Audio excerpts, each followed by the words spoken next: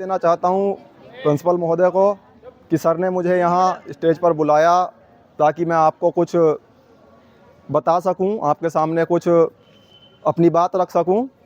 और उसके बाद जैसा कि सबको पता है कि हम यहाँ बाल दिवस मनाने के लिए एकत्रित हुए हैं, तो आप सभी को बाल दिवस की हार्दिक शुभकामनाएं। और ये भी सभी गुरुजनों ने यहाँ बताया और हम खुद भी जानते हैं, आप लोग जानते होंगे कि बाल दिवस क्यों मनाते हैं। हमारे स्वतंत्र भारत के सर्वप्रथम प्रधानमंत्री पंडित जी जवाहरलाल नेहरू जी के जन्म दिवस को हम बाल दिवस के रूप में मनाते हैं। और क्यों मनाते हैं? क्योंकि उनको बच्चों से और बच्चों को उनसे बहुत अधिक लगाव था, है ना। इतने बिजी पर्सनालिटी होने के बावजूद भी, मतलब पूरे भारत के एक इतने बड़े देश के प्रधानमंत्री होने के साथ साथ और इतने बड़े नेता होने के साथ साथ वो इतना समय निकालते थे कि बच्चों के साथ अपना समय व्यतीत कर सके, है ना। तो ये एक बहुत बड़ी बात है। तो चूँकि उनको बहुत ज़्यादा बच्चों से लगाव था, और यही नहीं कि केवल उन्हीं को बच्चों से लगाव था, बच्चों को भी उनसे लगाव था। आपने एक चीज़ नोटिस की होगी, जब कभी भी आपने पंडित जी का चित्र देखा होगा, उनका फ़ोटो देखा होगा, तो आपने उनके कोट की पॉकेट पे एक गुलाब का फूल लगा हुआ देखा है? क्या आप बता सकते हैं कि वो क्यों लगाते थे? आपने किसी और नेता को या किसी और राजनेता, किसी अभिनेता को कभी देखा है कोट की पॉकेट में गुलाब लगाते हुए? वो जो गुलाब का फूल था वो बच्चों के द्वारा दिया गया गिफ्ट था। वो बच्चे इतना लगाव करते थे, चाचा नेहरू कहते थे उनको, पंडित जी को, और प्रेम से उन्होंने वो गुलाब भेंट किया था, और वो हमेशा अपने कोट की पॉकेट में गुलाब लगाते थे। मतलब कहने का यही है कि पंडित जी बच्चों से बहुत ज़्यादा स्नेह रखते थे, बच्चे भी उनसे बहुत ज़्यादा स्नेह रखते थे, और इसीलिए उनके जन्मदिन को हम बाल दिवस के रूप में मनाते हैं। दूसरे एक चीज़ मैंने आज नोटिस की कि हम बाकी और शिक्षक तो आपको हर किसी अवसर पे कुछ ना कुछ बताते ही रहते हैं, लेकिन आज मुझे बहुत खुशी है और मैं धन्यवाद देना चाहूँगा डॉक्टर साहब का कि मैंने अपने यहाँ की सर्विस में शायद पहली बार उनको कुछ बोलते हुए देखा है, और एक एक चीज़ मैंने उनकी सुनी, एक एक वर्ड मैंने नोटिस किया कि उन्होंने हर चीज़ इतनी काम की बताई है आपको, बहुत काम की।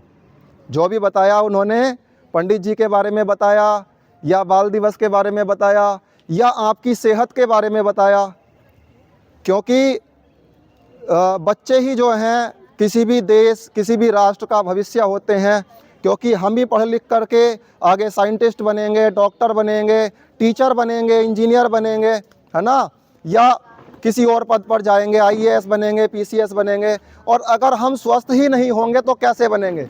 सबसे पहली चीज़ तो है स्वास्थ्य। उन्होंने स्वास्थ्य के बारे में बताया कि अगर हमारा शरीर ही स्वस्थ नहीं होगा तो हम कहाँ से पढ़ लेंगे और कहाँ से हम बड़ी पोस्ट पर चले जाएंगे? नहीं जा सकते ना। तो सबसे पहले तो हमें अपने स्वास्थ्य का ही ध्यान रखना है ना। और उसके बाद फिर हमें पढ़ाई में ध्यान देना है ना, क्योंकि स्वस्थ शरीर में ही स्वस्थ मस्तिष्क वास करता है।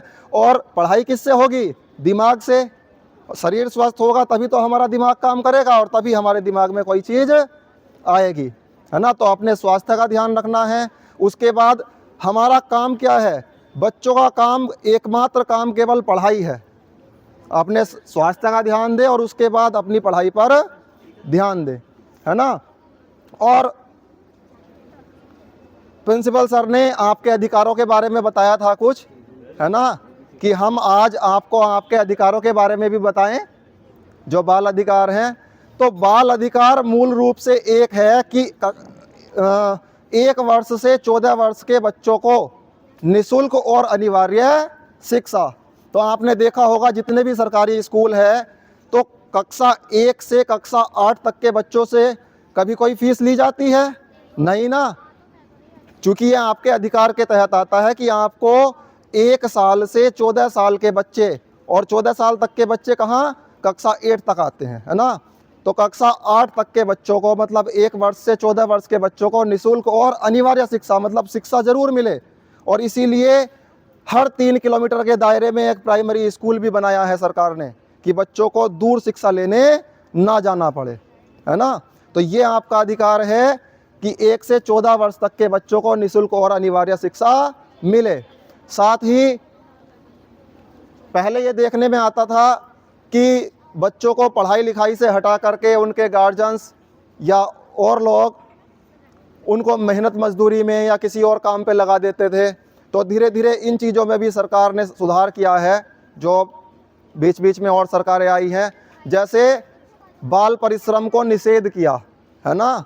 जो बच्चों से मजदूरी करा लेते थे, तो अब 14 वर्ष तक के बच्चों से मेहनत का काम भी नहीं लिया जा सकता। जैसे कहीं किसी भी दुकान पे लगा देते थे या किसी भट्टे पे लगा दिया या कहीं मजदूरी करने भेज दिया, वो सब अब नहीं करा सकते, वो निषेध है, उस पर प्रतिबंध लगा हुआ है, ठीक है।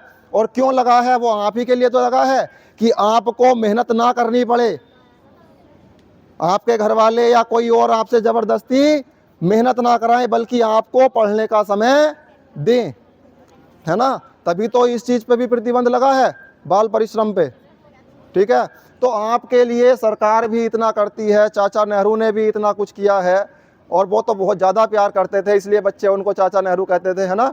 तो आपको भी इस चीज़ का ध्यान रखना है कि आपके अगर अधिकार हैं तो उसके प्रति कुछ दायित्व भी है। यही नहीं कि हाँ हमारे अधिकार है, हमें शिक्षा तो चाहिए लेकिन पढ़ेंगे, है नहीं। अपने अधिकारों का अगर आपको चाहिए तो उसके प्रति जो आपके खुद के कर्तव्य है, उन कर्तव्यों का भी तो पालन आपको करना चाहिए, है ना। तो ये आपके अधिकारों के बारे में भी बता दिया मैंने। और होने को तो और भी हमारे मौलिक अधिकार होते हैं, लेकिन वो केवल बच्चों के नहीं हैं, वो तो समस्त जो जनता है, जो समस्त नागरिक है, उनके होते हैं। जैसे स्वच्छंद विचरण का मतलब पूरे भारत में जहाँ भी स्वतंत्र हमारा भारत है, अपनी मर्जी से कहीं भी घूमने फिरने का या अपनी स्वतंत्र अभिव्यक्ति रखने का, मतलब हमारे जो विचार हैं वो किसी के सामने प्रस्तुत करने का ये अधिकार होता है। तो बस इसी उम्मीद के साथ कि आप अपने अधिकारों को समझते हुए, अपने कर्तव्यों को समझते हुए और अपने स्वास्थ्य का ध्यान रखेंगे और पढ़ाई की ओर ध्यान देंगे, है ना। और बाकी खुश रहें, मस्त रहें और बाल दिवस का अच्छे से एंजॉय करें। धन्यवाद।